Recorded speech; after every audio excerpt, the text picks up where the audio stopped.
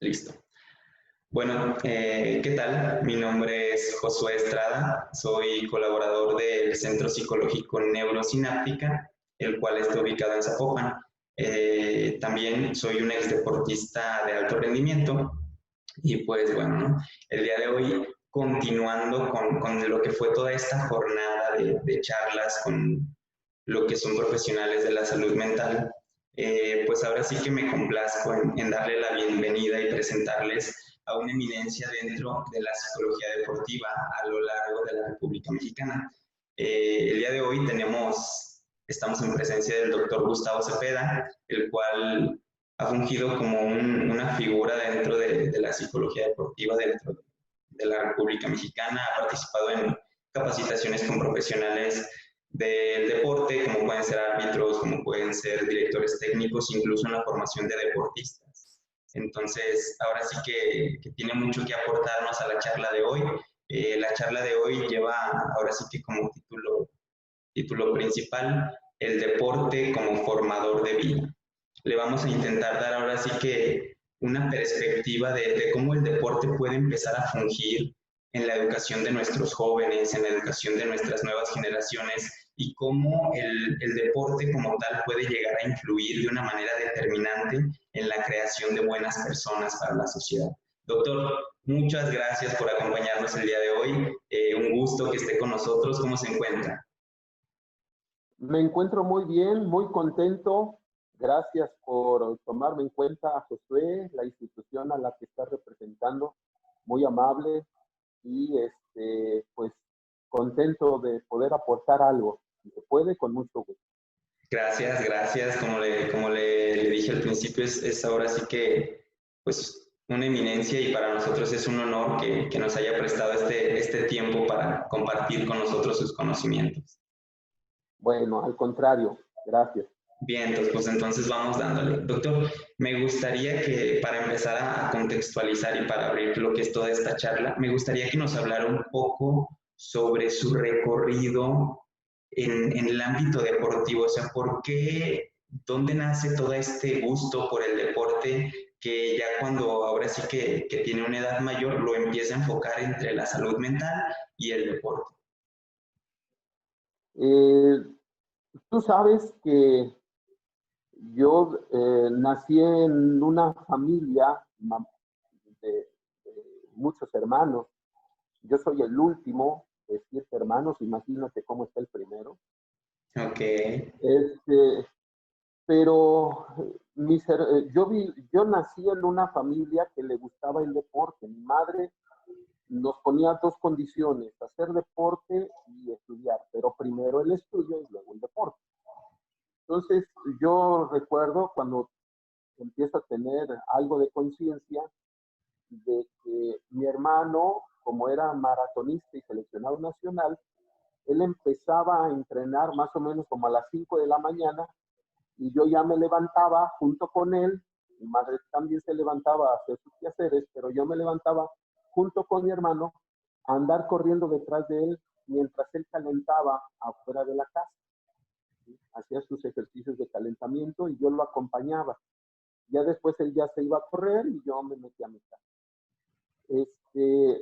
Mi hermana, un hermano de los mayores también fue futbolista profesional, y una hermana de la generación del medio, de la camarita del medio, ella fue seleccionada estatal en salto de altura. O sea, el deporte yo lo vi muy normal, yo lo vi común, para mí era algo natural, ¿sí? Y me empezó a aficionar mucho, pues lógico, cuando yo ya tenía unos 6 años, 7 años, me empezó a llamar la atención el fútbol porque mi hermano pues llegó a ser jugador de fútbol profesional, debutó en un equipo en Cruz Azul, y de ahí, cuando él venía, me llevaba a los entrenamientos y empecé a convivir con futbolistas. Me gustan todos los deportes, pero me llaman la atención 3 en especial, que es el fútbol, la lucha libre por la afición de mi madre. Ok. Me encanta la lucha libre, y los toros. que algunos dicen que, bueno, pues es una actividad sanguinaria y que no es un deporte, pero como yo crecí con la visión de que era un deporte, pues así lo tomo. Claro, claro, claro, sí, uno no puede quitarse eso, ¿no? Exacto. Ahora, ¿cómo lo voy vinculando hacia el aspecto de la psicología? Cuando voy creciendo, ingreso al seminario y en el seminario también dan una educación deportiva. Aquellos que les gusta el deporte lo permiten y a los que no les ven muchas cualidades deportivas les dan alguna instrucción artística. ¿Sí? Y a mí me inculcaron también el ámbito del deporte, se practican mucho los deportes de conjunto ahí, ¿sí? Y el fútbol fue lo que más me atrajo en este aspecto. Después salí y en una materia que se llama dinámica de grupos, en la Universidad de Guadalajara, cuando yo empecé a estudiar psicología, eh, se enfocó mucho hacia el área clínica, pero yo como ya tenía cierta experiencia por la vivencia de los grupos en el ámbito deportivo, lo enfoqué hacia el lado deportivo de esa materia. ¿Sí? Y como nos pedían ensayos como producto final, pues empecé a asesorarme de entrenadores, de jugadores. En ese tiempo la psicología del deporte estaba en pañales y pues las personas que conocían de psicología del deporte lo guardaban como celo profesional, yo diría como ego profesional, y no lo compartían. Pero los jugadores a los que me acerqué, a los árbitros que me acerqué, bueno, pues ellos me ayudaron. En ese tiempo traté de combinar algo interesante, que fue la carrera arbitral. Y me metí como árbitro de fútbol y ahí tuve a un sensacional árbitro, maestro, que lo digo en toda la extensión de la palabra, el maestro Arturo Yamazaki, de paz descanse. Okay. Él tuvo mucho que ver en mi elección como psicólogo del deporte. Él, digamos, tuvo que ver un 70%, porque Okay. cuando ya me estaba por graduarme y pues vieron que yo no tenía mucho talento arbitral, me dijo el profesor Yamazaki que mejor me convirtiera en asesor psicológico de árbitros. Y ahí fue donde me conecté, empecé a asesorar árbitros, después ingresé a la Escuela Nacional de Entrenadores de la Federación Mexicana de Fútbol como docente en el área de psicología. Empecé a conocer a muchos entrenadores, a formar entrenadores. De ahí me conectaron con el señor en paz descanse, Jimmy Cosville, quien pues me abrió las puertas ante la federación para tocar y trabajar con personas. César Luis Menotti, que era campeón del mundo, que vino a preparar a la selección nacional aquí en México, con Gus Hiddink, que era en ese tiempo el seleccionador nacional de Holanda, con Leo Ben Hacker, que en ese tiempo estaba como entrenador de Chivas y de América. O sea, tuve la fortuna de conocer a estas personalidades que me abrieron esas puertas. Y de ahí en adelante, pues esto ya me ha tocado a mí a recorrer los caminos del deporte y la psicología. Ok, no, pues muy interesante, doctor, de alguna manera, o sea, toda su vida ha estado rodeado de lo que es el deporte, entonces, pues a fin de cuentas, como lo dije hace rato, uno no puede quitar con lo que crece, uno no puede hacerlo a un lado como tal, entonces, básicamente, yo como usted, yo comparto lo que es a lo mejor esta idea, porque yo también crecí en un núcleo donde el deporte, pues siempre fue fundamentado, mucho, mucho, mi papá era portero, a mis tíos les gustaba mucho jugar fútbol, y es ahí donde yo empiezo a desarrollar un gusto por el fútbol también, específicamente por el equipo del Atlas, el equipo de mis amores. De alguna manera, todo eso también influyó determinantemente en mi formación. Entonces, ahora sí que comparto lo que es esa especie de andamiaje por personas mayores a nosotros, que de alguna manera nos incentivan y nos abren estas puertas, ¿no? Para tomar la decisión y decir, ok, este ámbito es el que yo quiero para desarrollarme como profesional. Y pues ahora sí que, doctor, a usted le salió como a pocos. Muchas gracias, sí. lo que estás mencionando se desprende algo interesante. Hay muchas personas que practican deporte, pero no toman el deporte como formación de vida. Las personas que tú mencionas, que te inculcaron el gusto al deporte, las personas que yo te menciono, que me inculcaron el gusto al deporte, eran ejemplo de vida. Es decir, se comportaban tanto en la cancha o en el área de competencia como fuera de ella, tal, ¿sí? Viviendo los valores de honestidad, viviendo los valores de crecimiento, viviendo los valores de competencia, porque en la vida también eran competitivos el basquetbolista. Claro, claro. Entonces, ¿esto qué quiere decir? Que nos gustó el deporte porque vimos una congruencia también en las personas que nos antecedieron. Y no nos decían, tienes que hacer eso, tienes que hacer lo otro, no. Cuando menos yo solamente los veía y no es que los imitara, sino que me gustó ser, no como ellos, vivir lo que ellos viven. Y pues Exacto. yo quise superar la vivencia de ellos.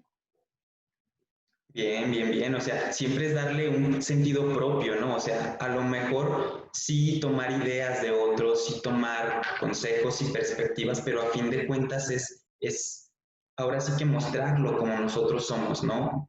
Literalmente Exactamente. apropiarse de ello y reproducirlo tal cual, como usted dice, como una generalización, no solo en el ámbito del deporte, sino también en el ámbito de la vida, en el ámbito laboral, en el ámbito de académico, etcétera, etcétera. Dicen los antiguos entrenadores que como se entrenaba se competía.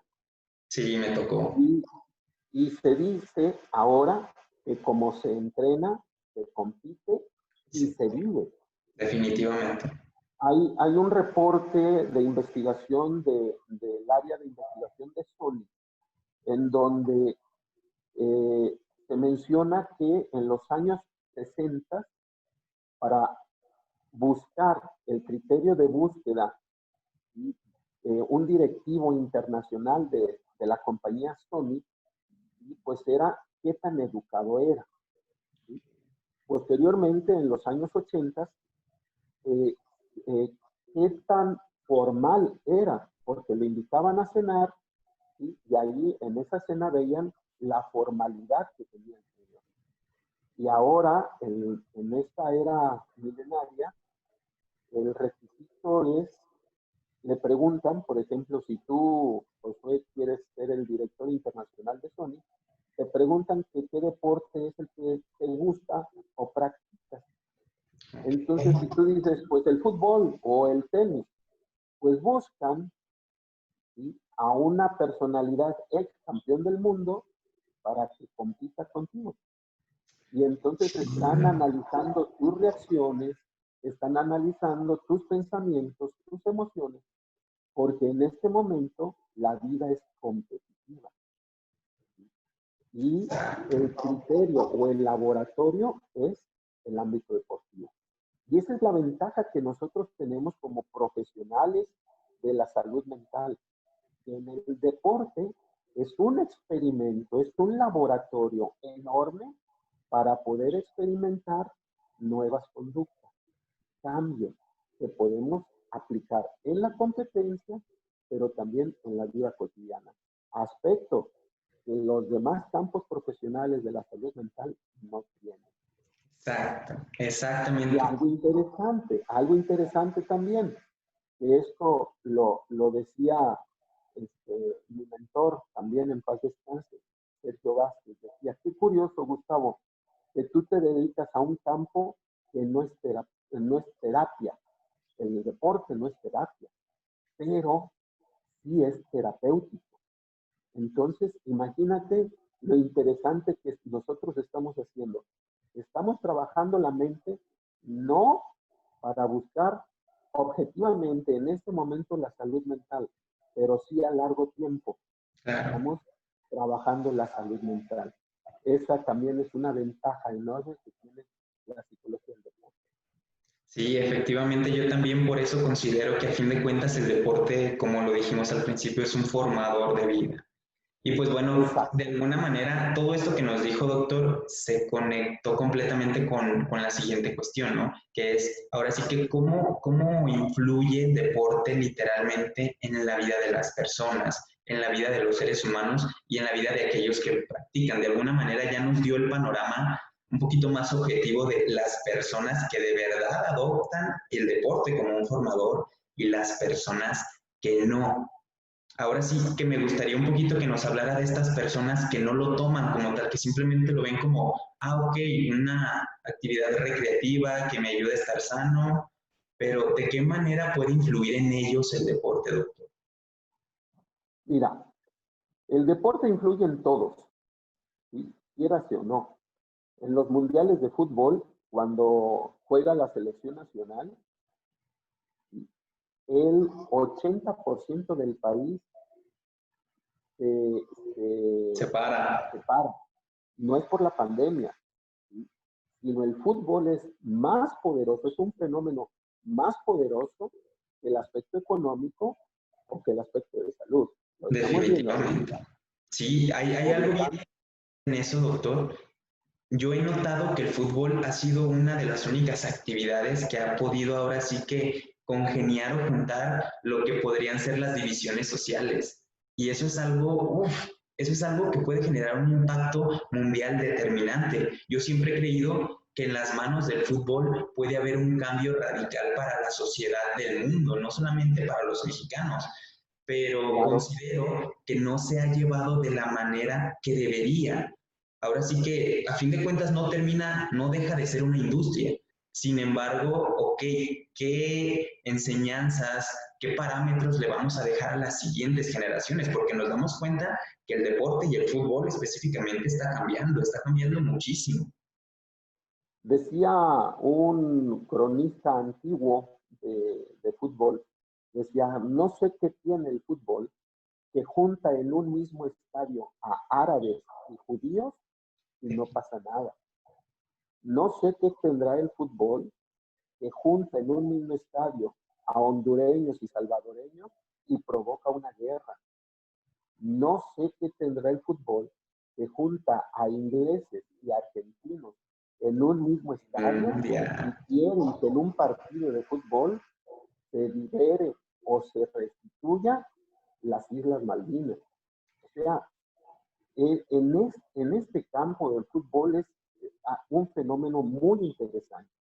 Pero resulta ser que en el campo de fútbol, como no se ven aspectos religiosos, no se ven aspectos políticos, sino simplemente el hecho de verificar en el ámbito competitivo quién es superior, están tratando de demostrar que en el ámbito deportivo se pueden vincular muchísimas cosas que políticamente no se pueden resolver.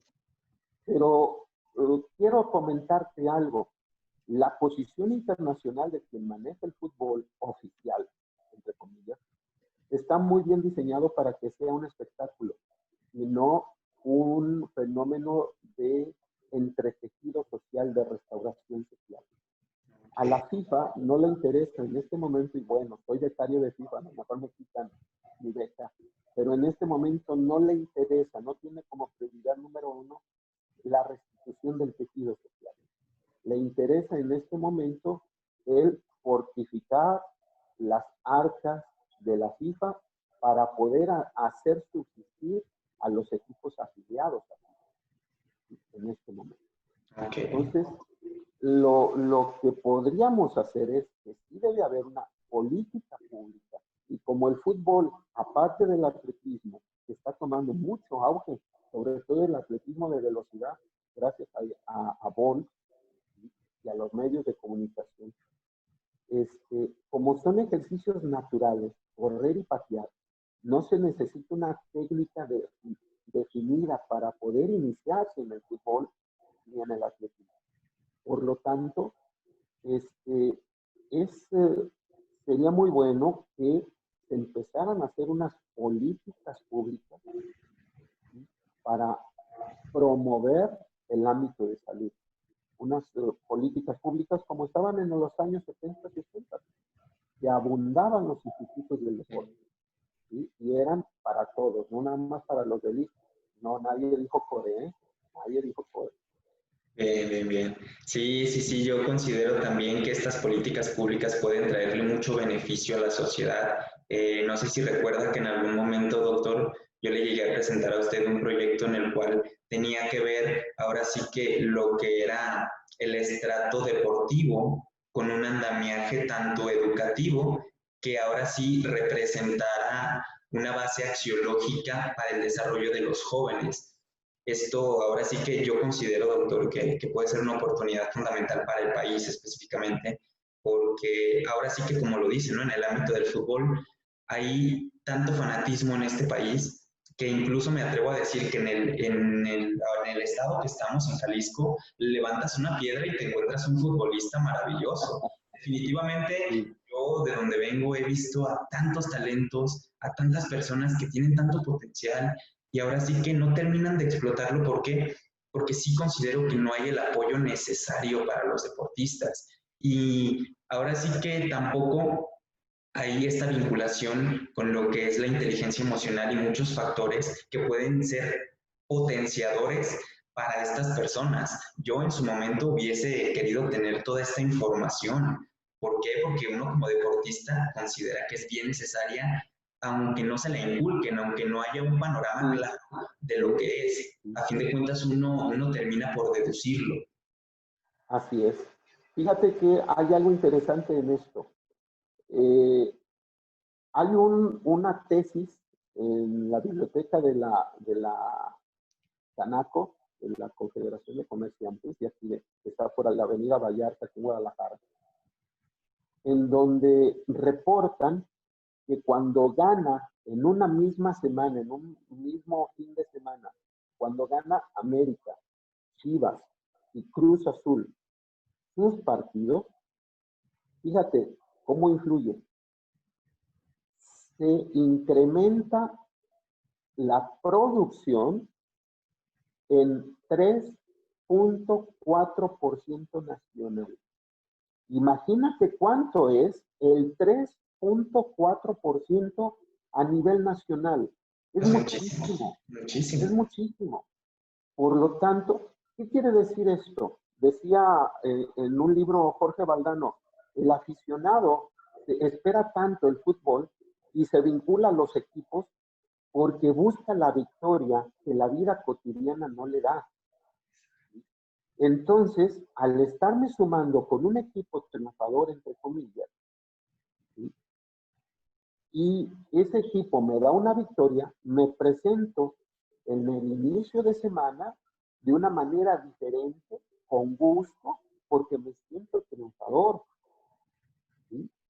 Vinculado al esfuerzo de los jugadores, porque estoy asociado a mi equipo que ganó, ¿sí? Por lo tanto, sí es necesario educar las emociones y el deporte es el mejor escenario para poder educar las emociones y la dedicación, la persistencia, la resiliencia, aspectos que en este momento ocupamos muchísimo. Definitivamente, sí, doctor, le doy toda la razón. Definitivamente la inteligencia emocional es un factor determinante que puede potenciar al ser humano en sus distintas áreas y también considero que el deporte es el mejor método de experimentación, como usted nos mencionaba al principio, para desarrollar todas estas habilidades. Y ahora sí que me gustaría entrar a la siguiente cuestión, doctor. ¿Usted considera que existen componentes específicos, no sé, podrían ser valores, podrían ser habilidades, podrían ser actitudes que formen lo que podría ser una formación integral en el deportista? Sí, sí, sí se puede dar. Sí es utilizar el deporte como plataforma para un desarrollo integral. Claro que es posible. Eh, Hay algo interesante en el deporte. ¿Por qué? Porque en los niños, donde se inicia la estructura de la personalidad, de los, digamos, 2 a los 6 años de vida, un año más, un año menos, todo depende de qué autor leamos. Sí. Si lo introducimos al ámbito deportivo, sin que le estemos recalcando sin que le estemos coartando la libertad, sin que estemos modificando su estructura emocional directamente, o sea, de manera coercitiva, el que se incluya a un deporte formativo le ayuda bastante a los niños, muchísimo, porque está trabajando socialización, está trabajando con consecuencias de las reglas, está trabajando disciplina, está trabajando en qué momentos accionar y en qué momentos no, está trabajando ¿sí? Su propio análisis de decir, voy progresando, o este niño llegamos igual y ya me está rebasando y yo me quedo atrás, ¿por qué no hago lo que él puede hacer? ¿Sí? Toda esta estructura de formación de la personalidad ayuda bastante, sobre todo, a vivir la estructura psíquica, es decir, cómo pienso, cómo siento, la emocional, y cómo actúo, la conductual, ¿sí? En el sentido de poderme estructurar a favor de unos objetivos y unos valores. Ojo, el deporte indirectamente maneja valores. Sí, sí, sí. Por lo tanto, estamos inculcando valores a esa personita. Y no se va a desarrollar en el ámbito social, en donde ahorita el que es más vivo, entre comillas, es el que saca más jugo. Sino, y este estilo de vida de más vivo lleva a un estilo de vida de tipo jauría, ¿sí? De Definitivamente. verificar dónde puedo conseguir la comida, pero de una manera agresiva. ¿Sí? Y en el sentido de una personita estructurada en el ámbito deportivo, busca lograr sus objetivos de una manera limpia y ética. Que eso son los valores del deporte. Sí, definitivamente, doctor, eso es algo bien interesante que se presenta, creo yo, en gran parte de la sociedad mexicana. ¿Cuántas veces no hemos visto esta cuestión de que, no sé, a lo mejor un chino, y una vez me topé con algo así, un chino tiene esta idiosincrasia que dice, ok, nadie ha podido hacer esto, cualquier situación, cualquier cosa, cualquier logro, nadie lo ha logrado, ok, yo voy a ser la primera persona que lo logre. Y si alguien ya lo hizo, ok, ahora yo lo voy a hacer mejor, pero sin necesidad de que haya esta competencia en la cual tengamos que estar jalando a los demás. A fin de cuentas, no nos podemos medir con la regla del otro. Sin embargo, en México sí pasa. En México pasa esto en el que, no sé, un jugador de fútbol puede ver a otro de su misma posición y decir, este está muertísimo, ¿qué me va a venir a decir a mí? Claro que no tiene las habilidades ni las aptitudes que yo tengo. Cuando, ok, ¿por qué no decir, ok, es un jugador maravilloso que a mí me puede ayudar a potenciarme? Porque mediante, como usted dice, la competencia leal, se van desarrollando más habilidades deportivas específicamente, sin perder de lado todo el valor axiológico que ya tiene la formación del deportista. Totalmente de acuerdo. Hay algo interesante en lo que estás mencionando, pues. Es, eh, esto es algo cultural. No quiero decir que siendo cultural se queda en nosotros y es inamovible. No. No. La cultura es movible, es cambiante. Se nos enseñó a competir no pisando al otro, sino envidiando al otro. ¿Sí? Y entre más demeritemos a la otra persona, ¿sí? Más cualidades tengo yo. ¿Sí? Eso se nos enseñó. ¿En dónde? En la sociedad. Sí. En la sociedad, porque te aseguro que en casa tus padres no te enseñaron eso. No, En claro. casa, mi madre y mis hermanos me enseñaron a respetar a los demás. En el ámbito deportivo me enseñaron, compite, pero tienes que entrenar para ser mejor que el que está ocupando tu lugar. Claro. Eso me enseñó el deporte. Aquí lo interesante es que si le echamos la culpa a que la sociedad mexicana es así, nos estamos también tirando a la mata. Sí, sí. Las culturas cambian. igual que los pensamientos. Lo razonable cambia.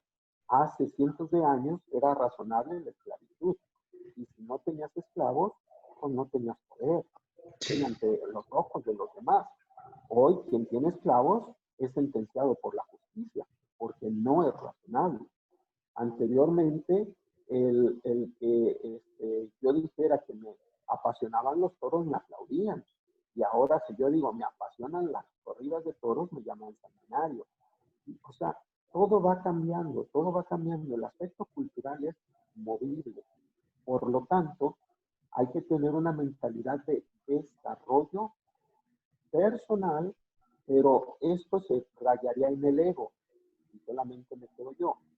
Y no, también, como yo me desarrollé, provoco el cambio en los demás de manera positiva. Y esto estamos generando una cultura de desarrollo, una cultura de crecimiento. Y esto nos puede ayudar muchísimo. Y el deporte es factor de ello. ¿Cuántos jugadores quieren ser entrenadores para superar lo que sus entrenadores les enseñaron? Sí. Pero no para decirles, soy más chingón que tú, sino para decir, yo quiero lograr esto que a mí no me hicieron. Exactamente, exactamente. Y un claro ejemplo de esto, doctor, es alguien que tanto usted como yo conocemos muy bien, que es Juan Pablo García, quien tiene ahora sí que una visión completamente revolucionaria de lo que puede ser inmiscuir la psicología dentro del deporte. Honestamente, la manera en la que piensa y en la que intenta desarrollar estos proyectos, a mí en lo particular me llama mucho la atención. Es por eso que comencé a acercarme con él y pues ahora sí que estoy laborando en el centro formativo que él mismo desarrolló y en donde se implementan todas estas cuestiones, ¿no? No simplemente intentamos potenciar lo que son las habilidades de los jóvenes, sino que también le damos el interés a toda esta parte emocional y cognitiva, porque muchas veces sabemos que cuando puede un factor cognitivo potenciar, también puede ahora sí que delimitar y ponerte un límite, ¿no? En cuanto a tus habilidades. Y a fin de cuentas, ¿por qué limitarse diciendo, ok, no puedo? Ok, en este momento no puedes, pero si sigues trabajando, si sigues dedicándote, probablemente en un futuro puedas realizarlo. Y ahora sí que no hay mayor satisfacción que, creo yo, que lograr los propios objetivos. Fíjate, hay algo que está revolucionando el mundo en este momento y la educación, que se llama el mindset, es decir, la mentalidad de desarrollo. Okay. Fue una investigadora, una psicóloga investigadora de la Universidad de Stanford, que desarrolló, fíjate qué curioso, se puso a estudiar a 15 deportistas de alto rendimiento. Michael Jordan, Cristiano Ronaldo, Messi, Bolt, bueno, así sucesivamente. Y trató de hacer un perfil. ¿Qué perfil tenían? Y resulta ser que tienen una actitud hacia el éxito. Ojo, hacia el éxito, no de éxito. ¿Sí? Una actitud hacia el éxito. ¿Y cuál es esa actitud hacia el éxito? Tú lo acabas de mencionar en una frase. En este momento no puedo, pero entrenando lo puedo hacer. Como decían los viejitos en sus dichos, con el tiempo y un ganchito. Toda persona lo puede lograr lo que se imagine. Toda persona lo puede hacer. Solo que nuestra imaginación está muy corta porque nos han enseñado a pensar muy corto. Y nosotros pensamos adecuadamente, pero no, estamos pensando de acuerdo a los moldes que nos permitieron pensar. Y nosotros, y precisamente eso tiene el deporte, a revolucionar nuestra forma de pensar. Juan Pablo García es uno de los entrenadores que van a revolucionar el fútbol en México. Yo te aseguro que para el Mundial que va a ser en conjunto México, Estados Unidos y Canadá, por ahí va a andar Juan Pablo García. Esperemos, yo también espero verlo ahí porque ahora sí que a mí me da mucha gratitud, me da, híjole, no sé, es una sensación muy buena el hecho de ver que personas a las cuales estimo y con las cuales me he desarrollado y me han ayudado, ver que tengan estos resultados. Ojalá le deseamos la mejor suerte a Juan Pablo y le mandamos un saludo. Ahora sí que donde quiera que ande. Así es, con todo Bueno, afecto. doctor, me gustaría un poquito que usted me definiera lo que representaría un deportista de alto rendimiento. Uy, más que definírtelo con conceptos teóricos, yo te diría que un deportista de alto rendimiento es una persona apasionada. ¿Qué quiere decir esto? Que hace todo con una pasión. ¿Sí? Aplica perfectamente lo que dijo Jesucristo hace casi 2050 años. Que dijo, o fríos o calientes, tibios los vomito. Y ellos lo aplican perfectamente, las personalidades de alto rendimiento. Lo aplican perfectamente, pero lo hacen con pasión, no lo hacen por cumplir, lo hacen con pasión, lo hacen con una entrega. En el pasado mundial en Rusia, tuve la fortuna de asesorar al cuerpo arbitral de la final y, perdón la expresión, lo voy a mencionar así para que veas la entrega que tienen. Si yo les decía al cuerpo arbitral, úntense caca de vaca en la cabeza porque les va a ayudar a la concentración, sin preguntar por qué, lo hacían. Estaban convencidos de que eso les iba a ayudar. Por lo tanto, las personas de alto rendimiento hacen todo al 100%. Todo. No digo al 110%, no existe el 110%. Lo hacen todo al 100%. ¿Sí? No inventan nada, pero hacen todo al 100%. Primero lo prueban y si funciona, lo hacen al 100%. Esto es el gusto por el cual me interesa dentro del ámbito deportivo trabajar con personalidades de alto rendimiento, porque son retos muy interesantes. Sí, definitivamente. Imagínate que se siente delante de ti una persona y te diga, pues sabes que yo quiero ser campeón del mundo. El trabajo que hay que hacer para que sea campeón del mundo. Si alguien se te acerca y te diga, yo quiero ser el mejor defensa central del mundo, son retos bastante interesantes. Por lo tanto, es un deportista de alto rendimiento, es aquella persona que hace todo con pasión y medianía.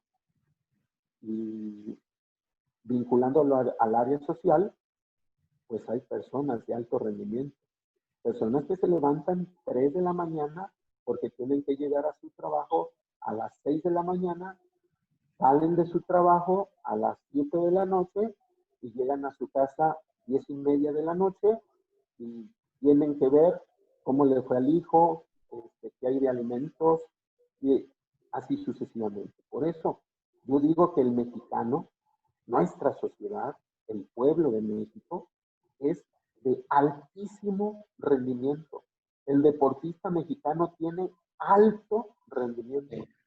¿Sí? Es de alto rendimiento, una mentalidad de alto rendimiento. La diferencia estriba en que no la sabemos aprovechar y el deportista no la sabe entrenar. ¿Sí? Y se piensa que no tenemos mentalidad. Exactamente, exactamente, sí, doctor. Yo considero muy puntual lo que dice. Incluso hubo un momento en el cual yo tuve la posibilidad de ver uno de los videos que usted a veces realiza, en el cual mencionaba alrededor de 7 u 8 componentes específicos que estructuraban las personalidades de alto rendimiento. ¿Nos podría comentar un poquito sobre lo que son estos componentes?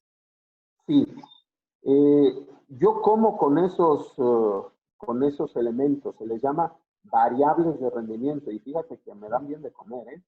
¿Sí? Bien, bien. Y me dicen, ¿por qué si eres psicólogo del deporte estás gordo? Bueno, pues porque yo como con el sudor del de enfrente, no con el de enfrente. ¿Sí?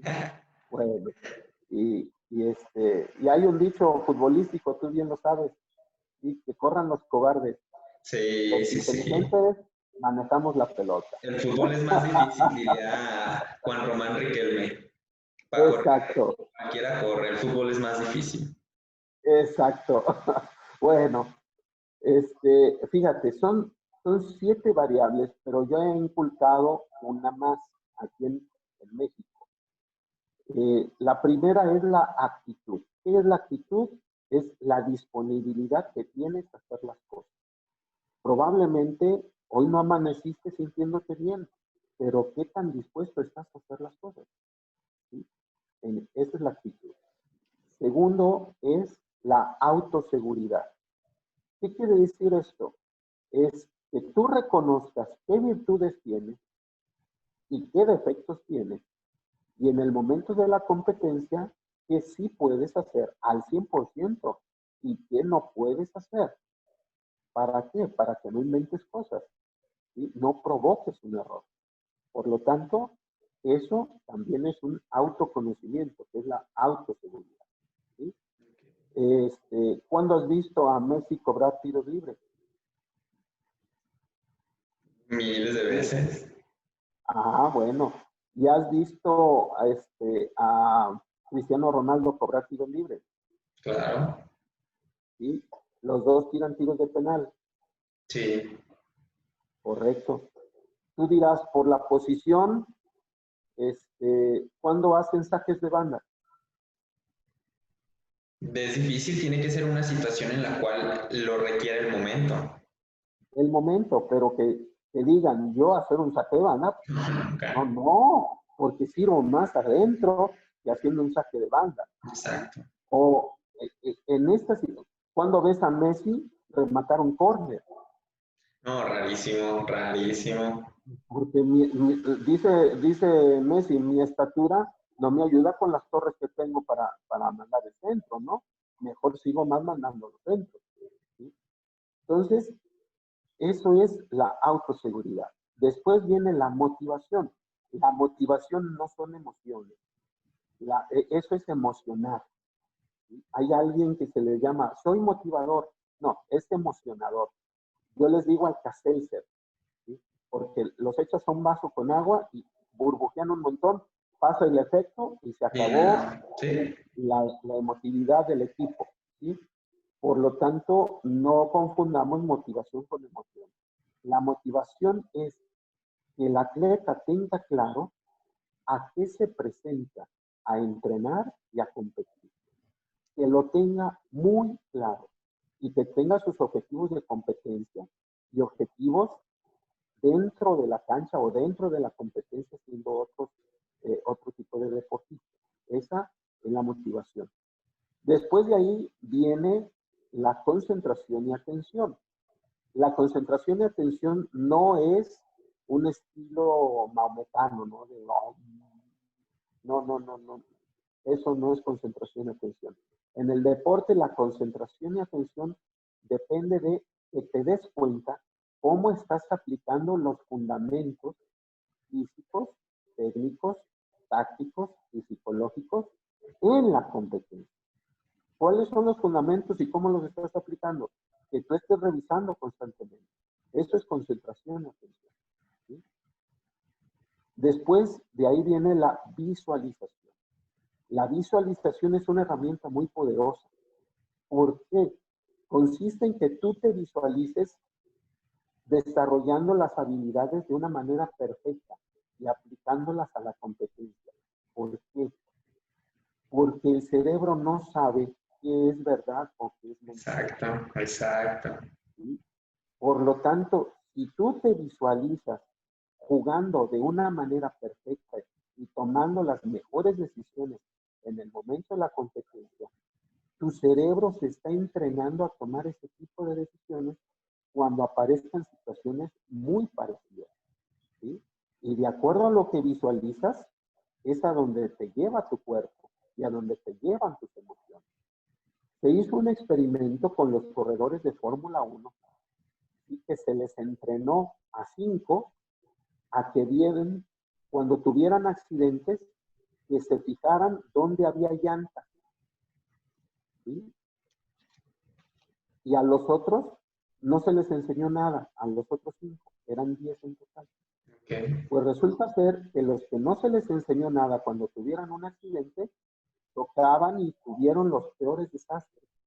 Mientras que los que se les entrenó que visualizaran, imaginándose dónde había llantas, y ahí llegaban los carros, el 100% de los corredores de autos, de los pilotos, que se sometieron a este entrenamiento, cuando tenían accidentes, tocaron donde había llantas. ¿Sí? Es decir, se despistaban y en lugar de llegar contra la pared o llegar contra o volcarse, llegaban a donde había llantas. ¿Por qué? Porque ya lo habían visualizado. ¿Cómo lo hacían? ¿Quién sabe? Pero el cerebro y el cuerpo se encargaban de hacer los movimientos correctos para llegar hacia donde había llantas. Y ya se normalizó eso en todos los pilotos. Ya se normalizó esa regla. ¿Qué quiere decir esto? Que la visualización enseña al cuerpo a cómo trabajar. ¿Sí? Si tú en la mañana te levantas y escuchas, Aries, el día de hoy te va a ir muy mal. Si tú eres Aries y crees en esto, pues te va a ir muy mal. Porque tú Definitivamente. estás programando a tu cuerpo y a tu mente. Pero yo que soy Virgo, que casi siempre nos va bien, pues lo escucho en la mañana y me va muy Bien, bien. No entonces. te creas. Sí, doctor, No te definitivamente creas.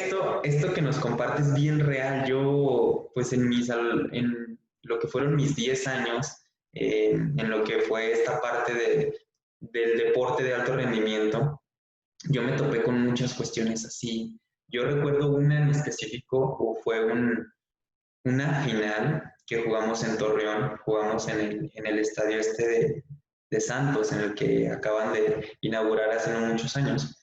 Y me tocó tirar un penal en la final. Entonces, yo estaba muy convencido, completamente yo me sentía convencido y me estaba programando a mí mismo para decirme, la vas a anotar. O sea, incluso yo iba con una sonrisa enorme a tirar el penal. Justo cuando me postro, pongo el balón, me entra una duda así, repentina de, ¿y si la fallas? ¿Y qué cree que sucedió? No, pues sí, efectivamente, la fallé. Y fue como, wow, o sea, fue muy determinante porque ya tiempo después nos empezaron a poner estos ejercicios de visualización en los cuales nos contaban una historia específica de un barco en el cual iba así y nos iban contextualizando, era algo así como una fantasía guiada y en base a eso nos visualizábamos. Cuando empiezo a aplicar todas estas herramientas me doy cuenta que sí te potencia, literalmente te potencia, porque sí, el cuerpo no entiende lo que es real y lo que no. Realmente estas son las bases puntuales de lo que sería la programación neurolingüística que algunos llaman. Exacto, exacto. Esa es la visualización. Después viene el manejo de pensamiento. El manejo de pensamiento es que todo lo que tú estés pensando, por ejemplo, ese de, ¿y si la fallo? Que te ayude a ejecutar de manera perfecta precisamente tu actuación técnica o tu actuación táctica. ¿Sí? Es que todo lo que tú pienses, tanto en entrenamiento o en competencia, sea positivo o negativo, te ayude a lograr tu objetivo. Y eso se llama entrenamiento mental.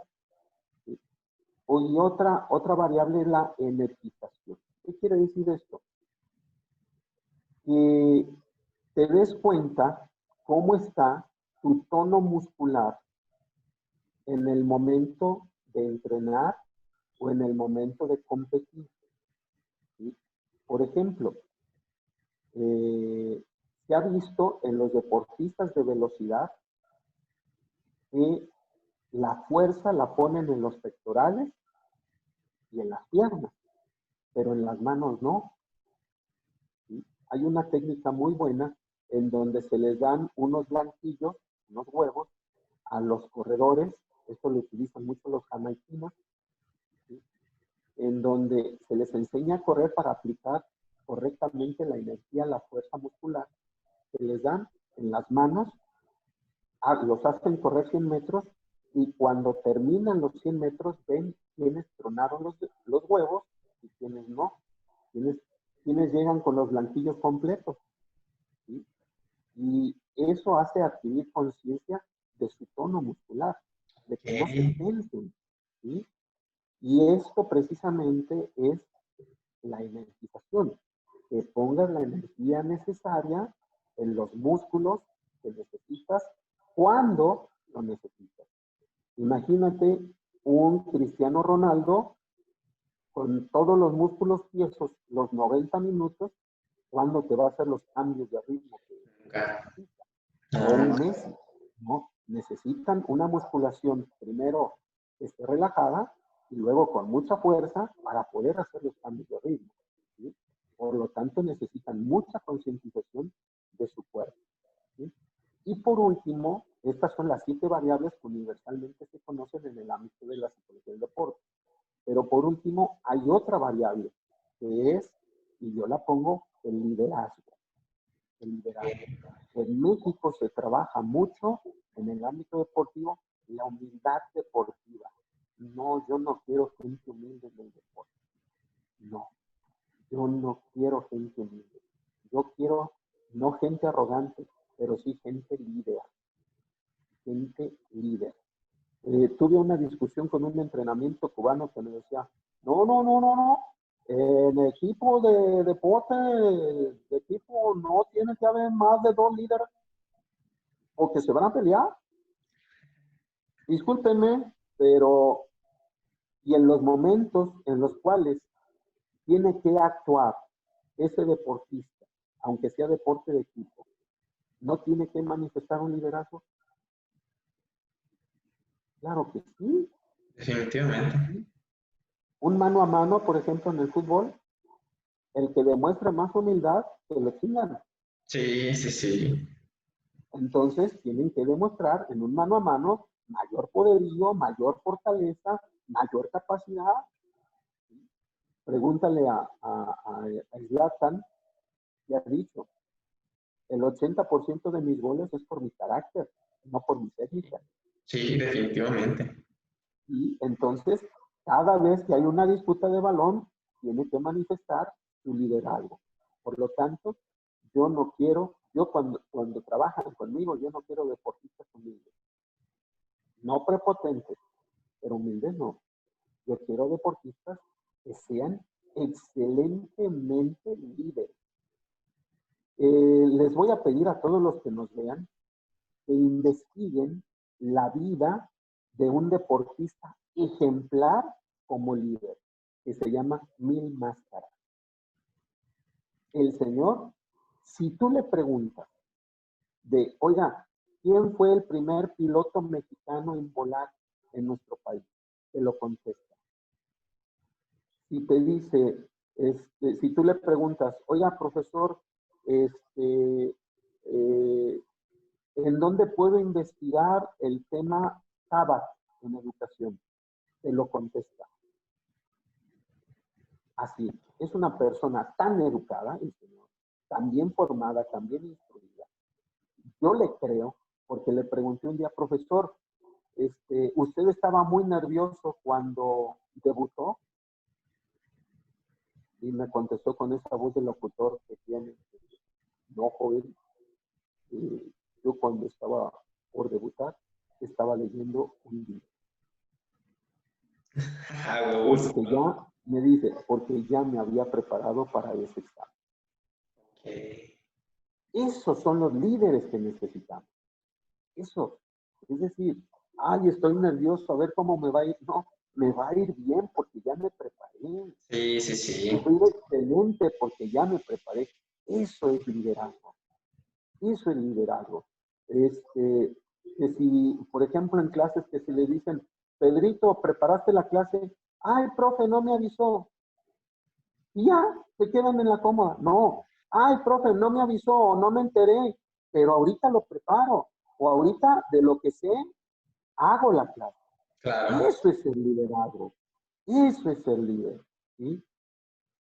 Y esto lo aprendí es una característica de Menotti, es una característica de Gus Hiddink, de Jimmy Boswell, de Arturo Yamasa, es decir, de las grandes personas, de Marcelo Bielsa no se diga. Sí, ¿Te vas a quedar ya con esto? No. Por eso digo, la humildad se confunde con conformismo. definitivamente, definitivamente, doctor. Yo también creo que la humildad a veces, más allá de potenciarnos, no, o más allá de aceptarnos como somos, porque eso es a lo que hace alusión la humildad, aceptarnos como somos, con las habilidades y los defectos que podamos tener. Sin embargo, muchas personas tienen esta concepción de que la humildad tendría un vínculo, no sé, profundo con lo que podría ser ahora sí que un complejo de inferioridad, como con decir, no es que yo soy humilde y no puedo pasar así por encima de él. Claro que no. O sea, si yo soy Así, mejor que él, voy a pasar por encima de él porque tengo mejores cualidades que él, no porque vaya a pasar por encima de él a costa de cualquier cosa que en él pueda causar. O sea, a fin de cuentas, yo lo hago porque yo soy un buen deportista y yo lo hago porque tengo las cualidades. exacto, así es. Totalmente de acuerdo, mi estimado. Sí, definitivamente esto es algo Ese es un, Esa es que una variable que he trabajado y que entreno con las personas en las cuales asesoro, que es el liderazgo. sí, sí, yo considero que también es un factor fundamental, no solo en el deporte, en toda la vida. Todo, Es un aprendizaje y todo. es una herramienta de vida, literalmente, que ahora sí que, como lo veníamos mencionando, representarían un factor determinante en la formación de las personas. Así es, totalmente de acuerdo. Y pues bueno, doctor, ahora sí que para ir cerrando, me gustaría que nos hablara un poquito de cómo percibe usted que toda esta situación del COVID ha venido a traer al deporte. ¿Se considera que sufrirá modificaciones importantes, que tendrá concepciones diferentes, o considera que todo esto vendría de alguna manera a potenciar lo que son los deportes en general? Tiene que potenciar el deporte. Se está viendo afectado el espectáculo, es diferente. Ojo, el espectáculo sí está siendo afectado y se está llevando entre las patas al deporte. Ojo con esto. Si se ve el deporte como una entidad de ganancia, el modelo económico mundial está tronado y va a tronar el ámbito deportivo. Pero si se ve el deporte, ojo, con la visión de desarrollo de la humanidad, entonces el deporte puede ser punta de lanza para darnos cuenta qué es lo esencial del ser humano. Lo esencial del ser humano es la salud. Por lo tanto, se tienen que desarrollar políticas públicas para favorecer lo necesario para hacer ejercicio. ¿Sí? La mayoría de las personas que se están muriendo por esta pandemia es sumándole los factores de riesgo en enfermedades degenerativas, Sí, la mayoría. ¿Sí? ¿Qué quiere decir esto? Que no había estándares de salud. Por lo tanto, necesitamos fortalecer los estándares de salud con políticas de salud. Y en ello se encuentra el deporte. No con espectáculos de deporte, que es diferente. ¿Sí? Eh, ya se está, el Comité Médico de los Juegos Olímpicos pronunció que no se deben de llevar a cabo los Juegos Olímpicos en Japón hasta que no se encuentre una vacuna. Y eso está dándole prioridad a los deportistas, no a los negocios que hay dentro del Comité Olímpico Internacional.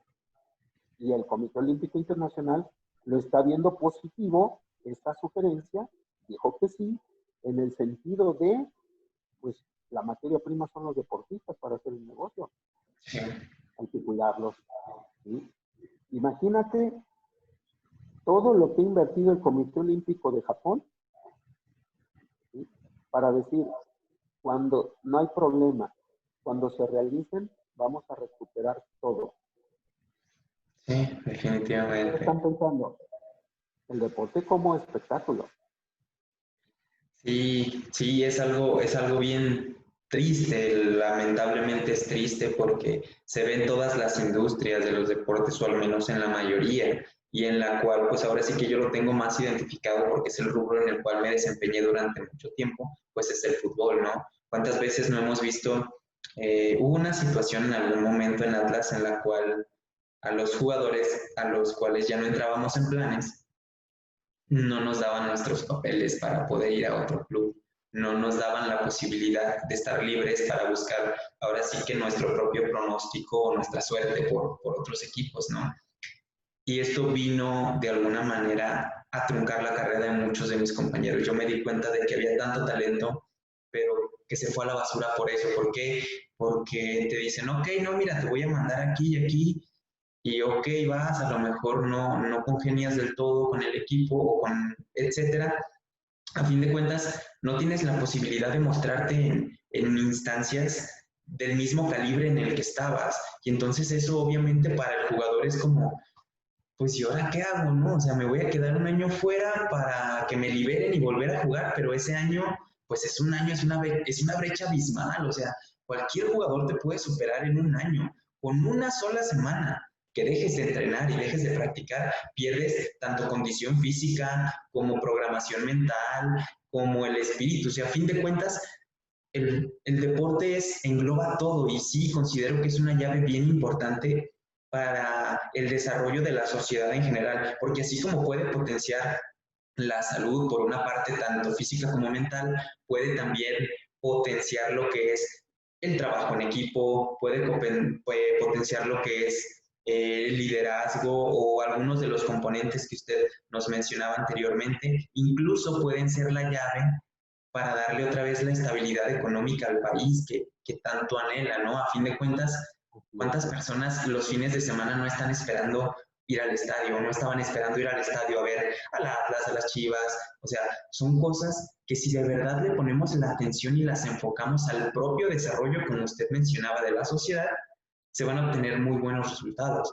El problema es, ok, ¿qué estamos haciendo nosotros como pueblo para que nuestros dirigentes tomen las decisiones que están tomando, ¿no? Con esto que estás mencionando, hay un estudio de la Universidad de Cali en donde con la creación de las vías recreativas que nosotros adoptamos aquí en Guadalajara, ha disminuido y con políticas públicas deportivas, ¿sí?, en la sociedad, o sea, en las colonias, Sí. ha disminuido el grado de violencia, fíjate en cuanto a nivel nacional, en 36%. A nivel nacional el grado de violencia ha disminuido. Por esto te digo, con lo que estamos viviendo y más adelante, el espectáculo del deporte va a tronar, tiene que modificarse económicamente. Pero con lo que estamos viviendo, si nos damos cuenta, las políticas de salud a través del deporte se tienen que fortificar y van a ser la punta de lanza. Tienen que ser la punta de lanza. Definitivamente sí, doctor. Y pues bueno, ahora sí que para ir cerrando, doctor, es un placer que usted nos haya podido acompañar durante lo que fue el transcurso de esta hora. Definitivamente aporta bastante tanto para mi persona como para todas aquellas que nos vayan a escuchar. Definitivamente es un placer que nos haya acompañado, doctor. Y ahora sí que haciendo la invitación a la sociedad en general a que en serio entiendan o de alguna manera busquen esta perspectiva del deporte como un formador de vida, porque como nos lo acaba de mencionar el doctor, el hecho de la implementación de ciertas políticas públicas enfocadas al deporte nos pueden dar, híjole, una formación integral definitiva para los jóvenes, lo cual sí, si no tenemos o si no logramos generar deportistas que fueran una eminencia, por así decirlo, vamos a generar profesionistas y personas de bien. Y eso es algo que la gente no ve. A fin de cuentas, el deporte sí es un formador de vida, señores y señoras. Definitivamente apuesten por el deporte, apuesten por la educación de nuestras nuevas generaciones, porque ahí va a estar la clave del crecimiento como sociedad. Ahí es donde nos podemos potenciar como lo que llegamos, lo que podríamos llegar a ser, ¿no? Una potencia mundial primermundista. No somos un país en vías de desarrollo, tenemos todas las facultades para ser potencia mundial. ¿Por qué no creérnosla? ¿Por qué no utilizar los componentes, a lo mejor que el doctor nos acaba de mencionar, para potenciar nuestros resultados, para potenciar nuestro autoconocimiento? Hago también la invitación a la sociedad en general a que empiecen a conocerse a sí mismos, a que trabajen en su inteligencia emocional, en su identificación emocional. ¿Por qué? Porque definitivamente la psicología nos aporta estas herramientas fundamentales. ¿Para qué? Para ir por la vida tomando decisiones objetivas y siempre buscando la trascendencia de nosotros como seres humanos, ¿no? Doctor, ¿le gustaría agregar algo, hacerle una invitación a la audiencia? Pues simplemente que nos demos cuenta que el ser humano, antes de ser Homo sapiens, fue Homo ludens. Es decir, llegó al pensamiento gracias al movimiento. Por lo tanto, vamos pensando desde el aspecto positivo que la actividad deportiva es salud. Me van a decir, ¿y tú por qué no, si estás gordito, por qué no corres? Bueno, hay estructuras en las cuales la genética cuenta mucho, pero yo acostumbro a caminar diario 5 kilómetros, diario, con un chalequito de peso, y si me ven medio gordito, pues a lo mejor es músculo. Bien, O músculo relajado, ¿no? exactamente, Bueno, exactamente.